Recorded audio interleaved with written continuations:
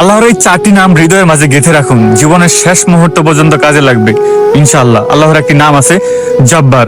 আপনি যদি ভিতর থেকে অনেক কষ্ট পান, হৃদয়টা যদি ভেঙে যায়, তাহলে পড়ুন ইয়া জব্বারু। এর মানে হলো হে ভাঙা হৃদয় জোড়া লাগানোর রব, আপনি আমার হৃদয়টা জোড়া লাগিয়ে দিন। আপনার যদি রিজিকের প্রয়োজন হয়, তাহলে আল্লাহর এই নামটি পড়ুন ইয়া রাজ্জাকু। এর মানে হলো হে রিজিক দাতা রব, আপনি আমার রিজিকের দরজা খুলে দিন।